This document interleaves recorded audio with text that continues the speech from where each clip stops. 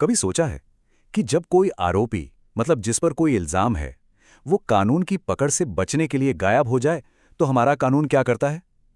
आज हम इसी दिलचस्प प्रक्रिया को समझने वाले हैं। आइए शुरू करते हैं। तो देखिए, सब कुछ शुरू होता है एक बहुत ही आम सी लगने वाली मुश्किल से। कानून किसी को ढूंढ रहा है पर वो इंसान मिल ही नहीं रहा। अब सवाल यह है कि ऐसे में इंसाफ कैसे होगा? बस यहीं से एक पूरी कानूनी कार्रवाई की शुरुआत होती है।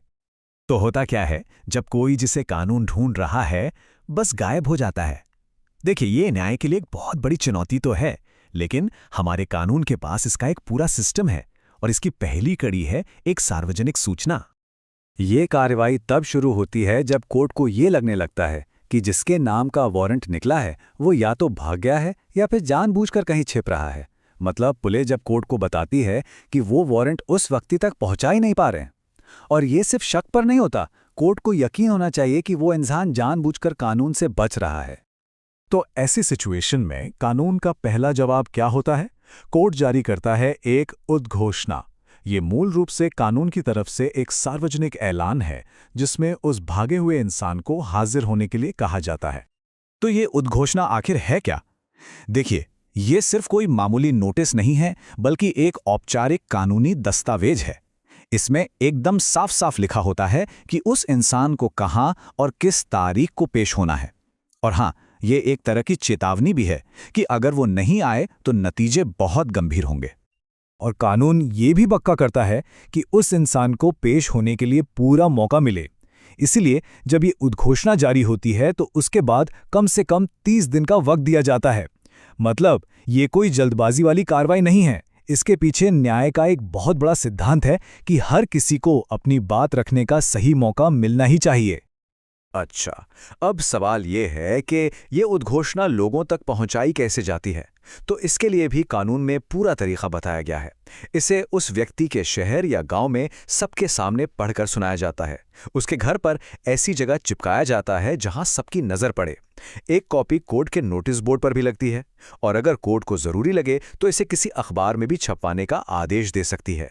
मकसद एकदम साफ है, कोई ये ना कह सके कि मुझे तो पता ही नहीं चला। लेकिन सोचिए, अगर कोई इंसान इस सार्वजनिक ऐलान को भी नजरअंदाज कर दे तो?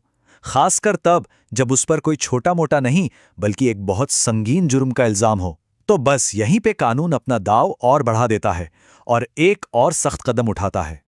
यहां पर ना 2 लेवल की कार्रवाई को समझना बहुत जरूरी है। एक तरफ है सामान्य उद्घोषणा जो किसी भी भागे हुए व्यक्ति के लिए जारी हो सकती है, लेकिन दूसरी तरफ है एक बहुत ही ज्यादा गंभीर कदम, और वो है किसी को उद्घोषित अपराधी का दर्जा देना। और ये दर्जा हर किसी को नहीं बल्कि सिर्फ कुछ खास गंभीर मामलों में ही दिया जाता है। तो किसी को उद्घोषित अपराधी घोषित करने का मतलब क्या है? इसका मतलब ये है कि कानून की नज़र में वो इंसान अब सिर्फ एक भगोड़ा नहीं है। नहीं, अब उसे घोषित अपराधी का औपचारिक टैग मिल गया है और इसके जो कानूनी नतीजे होते हैं वो बहुत ही ज़्यादा गंभीर होते हैं। जैसा मैंने कहा, ये दर्जा छोटे मोटे अपराधों के लिए बिल्कुल नहीं है। यहां बात हो रही है बहुत ही संगीन जुर्म की।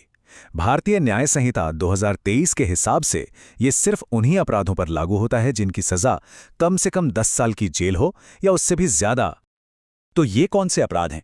ये वो अपराध हैं जिनकी सजा 10 साल या उससे ज्यादा की जेल, उम्र कैद या फिर मौत की सजा है।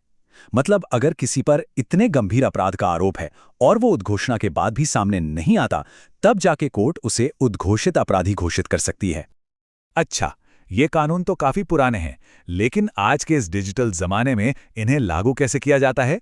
ये एक बहुत दिलचस्प सवाल है और इसका जवाब मिलता है दिल्ली हाईकोर्ट की कुछ बहुत ही जरूरी गाइडलाइंस में, जो इस पुरानी प्रक्रिया को आज के जमाने के हिसाब से आधुनिक बनाती हैं।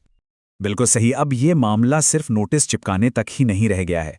उद्घोषित अपराधी होने के जो नतीजे हैं वो अब डिजिटल दुनिया तक पहुंच गए हैं, जिससे किसी के लिए भी बच निकलना लगभग नामुमकिन सा हो गया है। तो ये आधुनिक नतीजे हैं क्या? देखिए, ऐसे अपराधियों का सारा डेटा सरकारी वेबसाइटों पर डाल दिया जाता है जिसे कोई भी देख सकता है। एक डिजिटल पुलिस पोर्टल बनाया गया है जहां आम लोग भी इनके बारे में जानकारी दे सकते हैं। इनके पासपोर्ट रद्द कर दिए जाते हैं ताकि ये देश से बाहर न भाग पाएं। और सबसे बड़ी बात, इनकी प्रॉपर्टीज का पता लगाने और उन्हें जब्त करने के लिए स्पेशल पुलिस और सीबीआई की टीमें बनाई जाती हैं। तो मतलब बात साफ है। ये जो पूरा कानूनी सफर है, ये सार्वजनिक नोटिस से शुरू होके आज के जमाने के ठोस डिजिटल नतीजों तक पहुंचता है।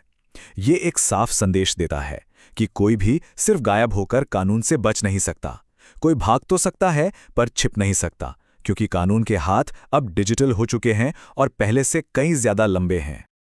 तो आखिर में एक सवाल सोचना तो बनता है, आज की इस दुनिया में जहां हम सब अपने डिजिटल निशान छोड़ते जा रहे हैं, क्या पब्लिक में नोटिस चिपकाने जैसे पुराने तरीके आज भी उतने ही असरदार हैं?